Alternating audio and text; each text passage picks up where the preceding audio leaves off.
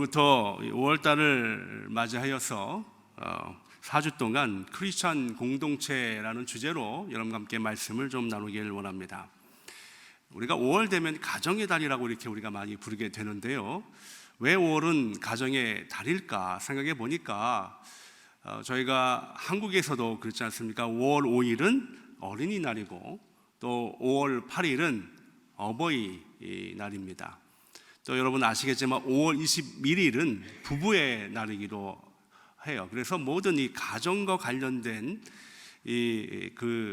달이 바로 5월 달에 다 들어가 있어요. 한국뿐만 아닙니다. 세계적으로도 1994년에 유엔에서 세계 가정의 해로 설정하고 그 이후부터 매년 5월 15일을 이 가정의 날로 이렇게 선포했어요. 그래서 우리가 이 5월은 이 가정의 달로 이렇게 많이 인식이 되어 있습니다. 그래서 5월달 이 가정의 달을 맞이해서 경건한 가정 공동체, 오늘 말씀을 이렇게 제가 준비했고 앞으로 여러 가정에 관한 주제로 여러분과 함께 말씀을 좀 나누기를 원합니다. 이 가정은요 참 귀하고 또 너무나 중요한 공동체입니다. 성경 곳곳에서도 이 가정에 대한 중요성을 우리에게 증거하고 있는데 시편 128편 3절에 보니까 내 집 안방에 있는 내 아내는 결실한 포도나무 같으며 내 식탁에 둘러 앉은 자식들은 어린 감람나무 같으리로라, 이렇게 기록을 하고 있어요. 근데 여기서 보면 내 집 안방에 있는 이 구절이 중요합니다. 바로 여기서 이 안방이라는 이 히브리어가 바로 에레카라는 단어인데 뜻은 옆구리, 측면, 가장 깊은 곳, 가장 안쪽 부분이라는 뜻을 가지고 있어요. 그래서 다시 말해서 이것은 다른 사람이 접근할 수 없는 그 영역을 말할 때에 바로 에레카라는 단어를 사용합니다. 그래서 이 안방이라고 쓰여진 이 단어는 우리의 가정이에요. 이것을 우리가 영적으로 풀이하자면 세상이 이 가정을 어떻게 해요? 침범해서는 안 된다라는 거예요. 우리의 가정은 영적으로 하나님의 사랑과 은혜 가운데에 이렇게 보호되어야 한다라는 것을 의미하고 있습니다. 이것이 바로 시편 128편의 말씀입니다. 그래서 이 가정은 너무너무 귀하고 중요합니다. 저는 오늘 어떤 가정이 그러면 건강하고 귀한 가정이 되는가, 오늘 사도행전 10장 2절의 말씀에 고넬료를 통해서 어떻게 하면 건강한 가정이 될 수 있는지를 함께 나누어 보기를 원합니다. 첫 번째는요, 이 건강한 이 가정은 경건한 삶으로 살아가는 가정이 건강한 가정이라는 거예요. 오늘 본문에는 우리가 너무나 잘 아는 한 사람을 소개하고 있는데 이름이 누굴까요? 고넬료라는 사람입니다. 인물입니다. 이 고넬료에 대해서는요, 우리가 읽진 않았지만 읽었던 본문 바로 전 구절에 고넬료가 어떤 사람인 것을 우리에게 알려주고 있어요. 1절에 보니까 이렇게 되어 있습니다. 가이사라에 고넬료라는 사람이 있으니 이달리아 부데라 하는 군대의 백부장이라, 이렇게 소개를 하고 있습니다. 그런데 이 소개만 가지고는 우리가 고넬료를 잘 알 수가 없어요. 그래서 이 고넬료가 살고 있던 그 시대에 잠깐 우리가 간단한 역사를 좀 알면 이 고넬료가 어떤 사람인 것을 우리가 쉽게 좀 이해할 수가 있습니다. 예수 그리스도의 복음이 사마리아와 팔레스타인 전 지역에 확장되던 그 시기에 이 로마를 지배할 뿐만 아니라 그 로마 지역의 많은 나라들을 지배했던 이 황제가 있는데 그 황제가 바로 제3대 황제입니다.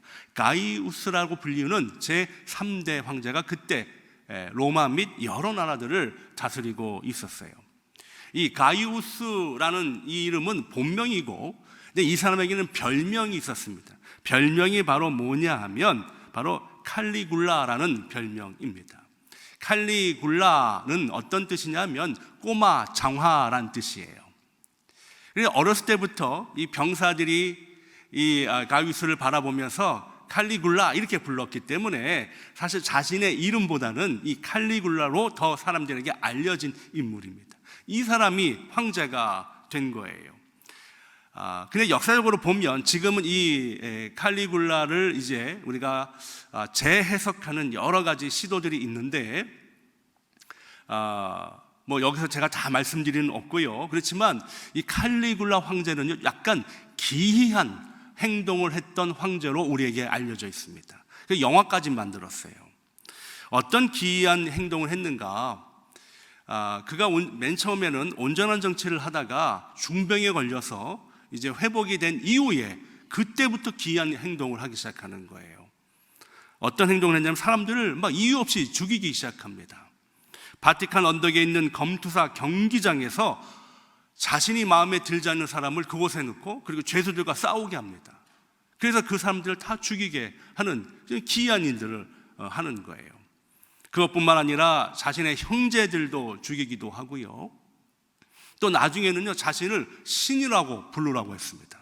내가 신이야, 이렇게 스스로 고백하는 거예요. 그래서 자신의 신전을 만들어 놓고 매일 산 제물을 자신에게 드리라고 했습니다. 얼마나 기이한 일을 합니까?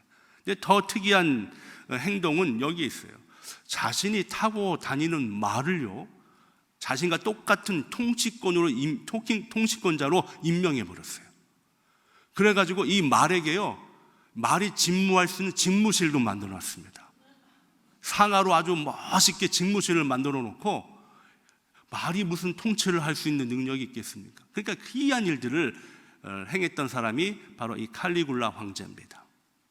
그러니까 이 칼리굴라 황제는요, 자신이 마음에 안 들면 어떻게 해요? 무조건 죽이는 그런 스타일이에요. 근데 이 칼리굴라 황제가 여러 지역을 다스렸는데 그 여러 지역을 관할해서 담당하고 있는 사람들을 총독이라고 불렀어요. 근데 유대 지역을 관할하고 있는 총독이 있었습니다. 그 총독이 마룰루스라는 총독이에요. 그 마룰루스 밑에 있던 사람이 누구냐면 바로 고넬료입니다. 그러니까 좀 이해가 쉽죠? 얼굴을 보니 전혀 이해가 안 되는, 이 고넬료가 마룰루스와 있었어요. 특별하게 오늘 본문에 가이사라에서 백부장을 했잖아요. 백부장인 것은 100명을 다스리는 수 있는 이 고위 간부예요. 근데 이 가이사라가 중요합니다. 가이사라가 왜 중요하냐면 바로 이 유대 총독의 관저가 있던 곳이 가이사라예요. 그러니까 이 가이사라를 지킬 만큼 뭐예요? 이 고넬료는요, 그 총독의 신임을 얻고 있던 사람입니다. 그러니까 우리가 그냥 지나쳐 보면 고넬료라는 사람은 쉽게 그냥 지나갈 수 있지만 이런 역사적인 배경을 보면 어떻게 우리가 이해를 할 수 있어요? 자신이 잘못하면 자신의 상관인 총독까지 모두 다 멸절당할 수 있는 그런 상황에 있는 거예요. 왜? 황제가 너무 기이한 일들을 행하잖아요. 그러니까 이 고넬료는 눈치 볼 수밖에 없는 삶을 살 수밖에 없어요. 그렇잖아요, 여러분. 잘못하면 자신의 가족뿐만 아니라 자신의 상관까지 멸절당할 수 있는 그런 상황에 있던 바로 사람이 누구예요? 고넬료입니다. 근데 여러분, 이 고넬료가 그럼 어떤 삶을 살았는가? 오늘 우리가 읽었던 본문을 다시 한번 볼까요? 다시 한번 그 배경을 알고 읽으면 이 고넬료가 어떤 사람인지 우리가 알 수 있어요. 한번 읽어볼까요? 시작. 그가 경건하여 온 집안과 더불어 하나님을 경외하며 백성을 많이 구제하고 하나님께 항상 기도하더니. 이제 달라 보이죠, 고넬료가. 말씀드린 대로 자신이 모시고 있는 이 황제는 자신을 신이라고 해요.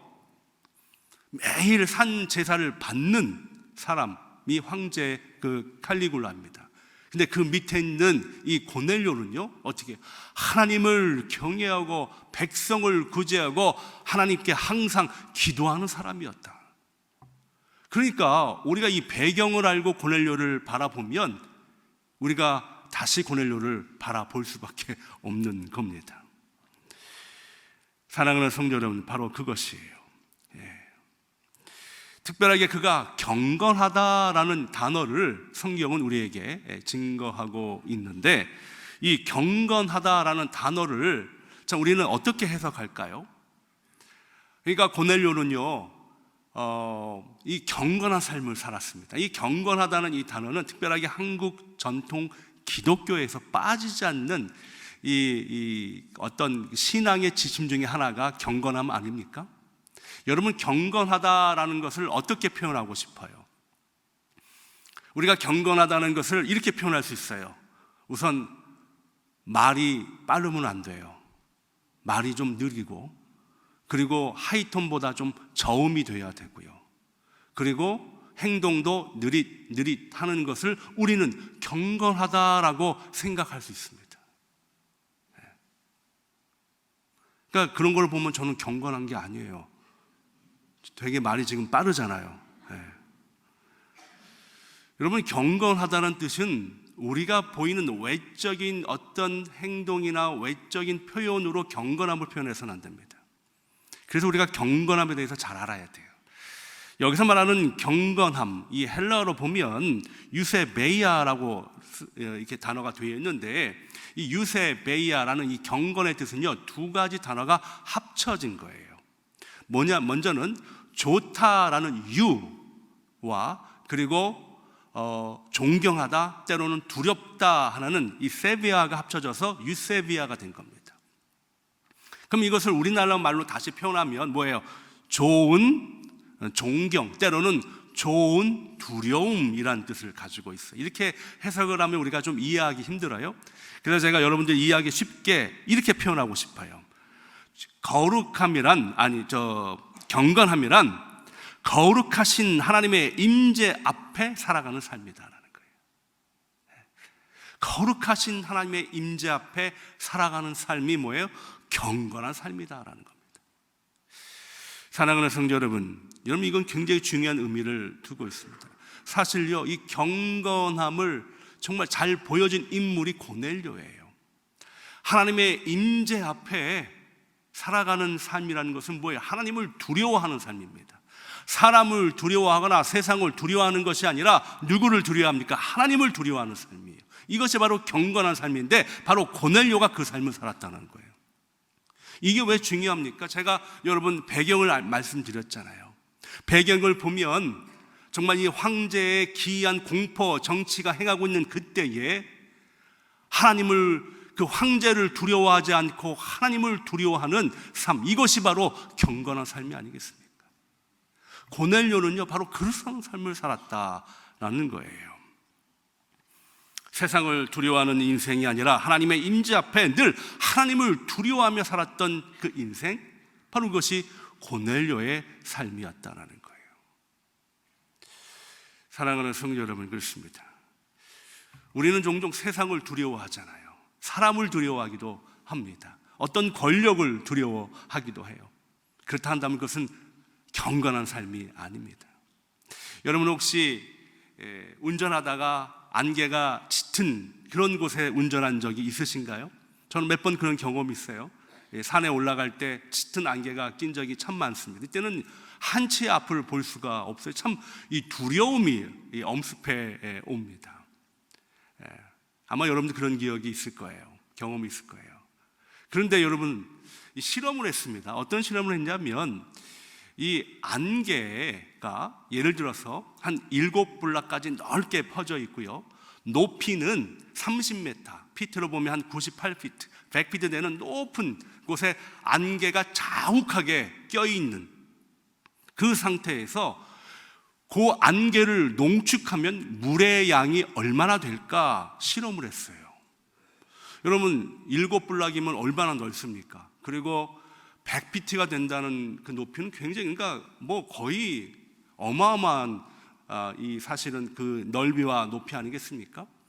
근데 이 안개를 농축하면은요, 얼마만큼의 물이 나올까?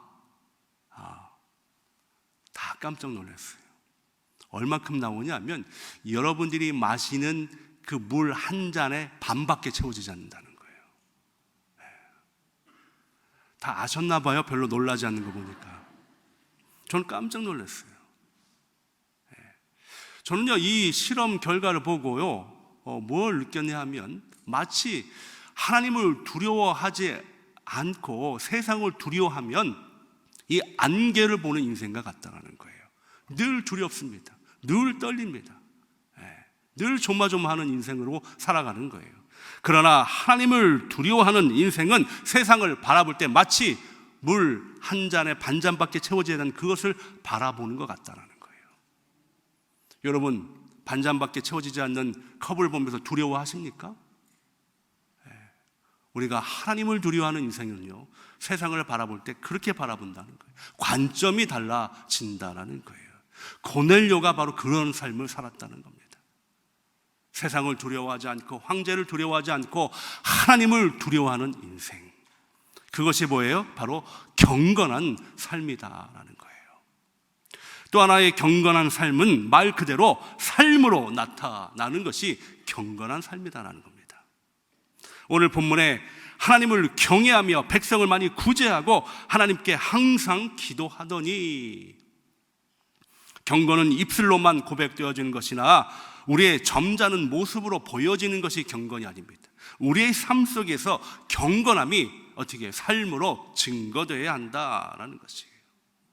고넬료는요, 자신의 한 행동 때문에 자신뿐만 아니라 자신의 상관까지 어려움에 처할 수 있는 그 상황에서도 어떻게 해요? 삶으로 보여주는 인생으로 살았다는 거예요.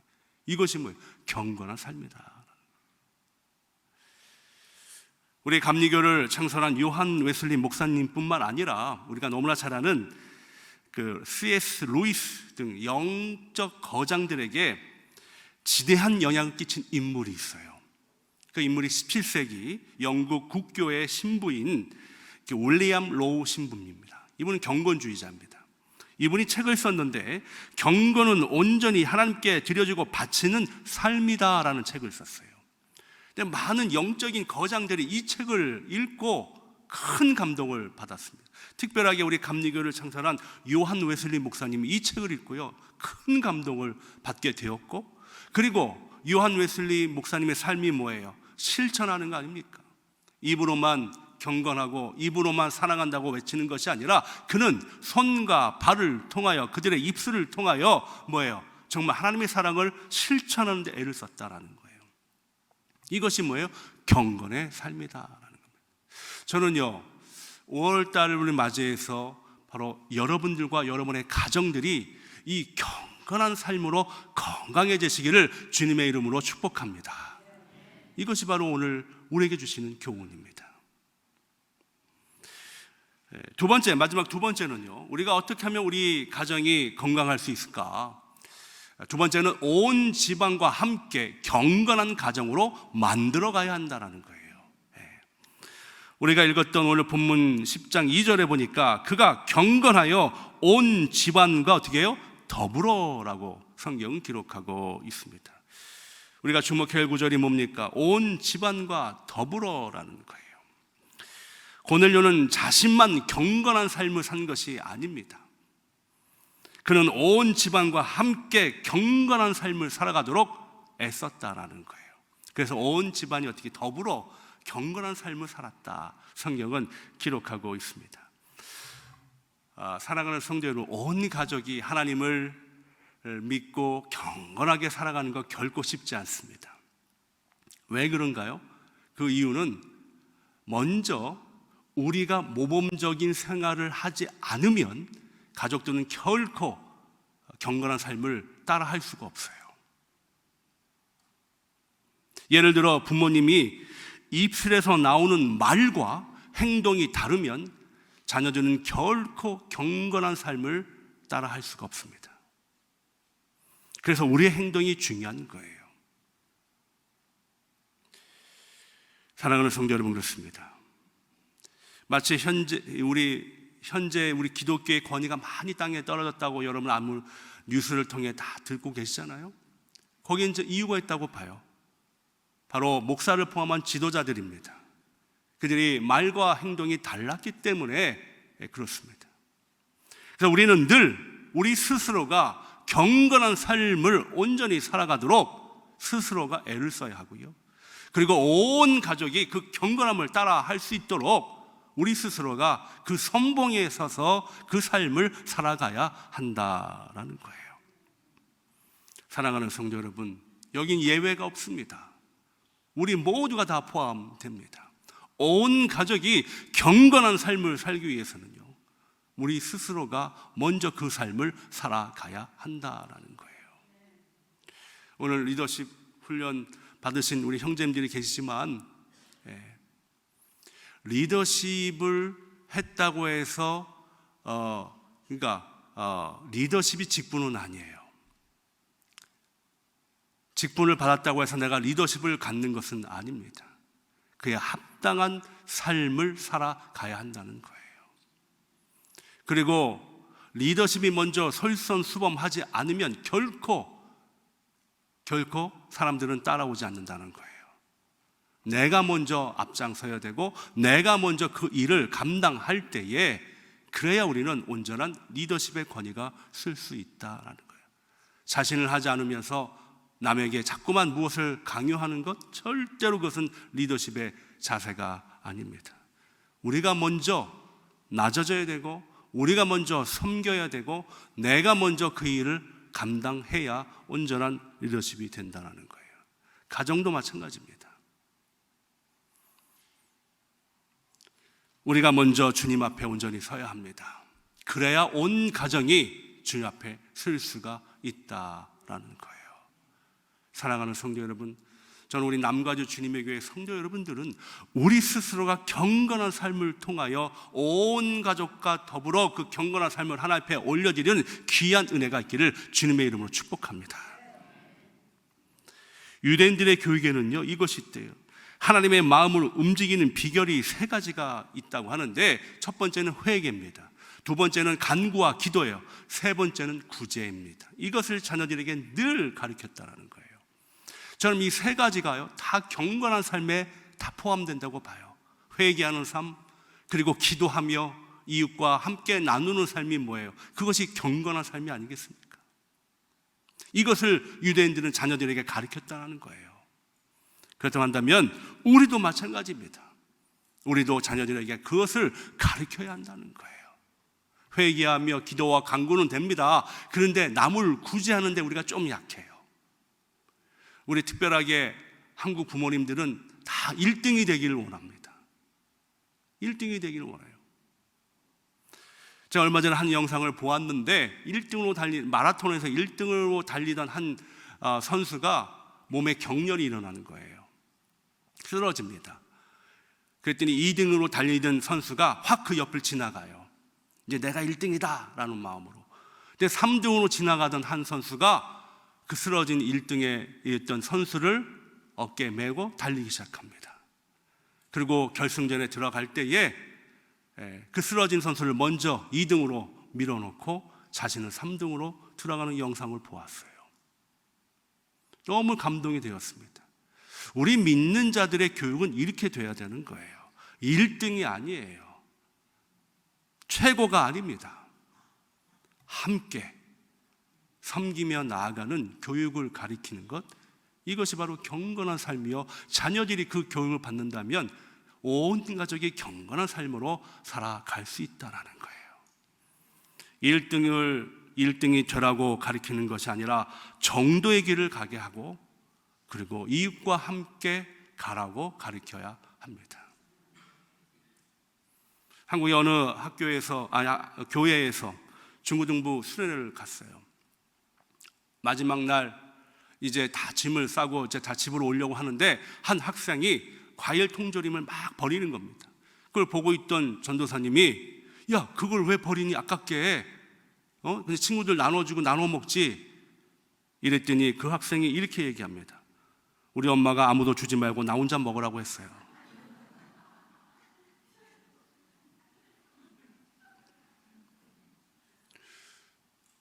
참 그 말 듣는 학생도 참 특이하고, 여러분, 그러면서 그 어머니는 예수님은 너를 사랑한다 라고 고백된다면 이것이 어떤 교육이 되겠습니까? 우리는 자녀들에게 그것을 가르쳐야 합니다. 이것이 바로 경건한 삶이에요. 1등이 되는 것이 아니라 정도의 길을 가는 사람이 되거라. 정직한 사람이 되고 신실한 사람이 되는 것, 그리고 이웃의 아픔을 함께 나누는 사람이 되는 것, 이것이 바로 뭐예요? 바로 이것이 경건한 삶을 살아가는 크리스찬 공동체의 모습입니다. 이것이 우리의 가정이 모습이 되어야 합니다. 오늘 고넬료의 모습을 다시 한번 우리 묵상해 보세요. 그 어려운 환경과 상황 속에서 눈치를 볼 수밖에 없는 상황이었지만 그는 목숨을 두려워하지 아니하고 경건한 삶으로, 그리고 자기 자신의 자녀까지 그 경건한 삶으로 인도했던 귀한 인물.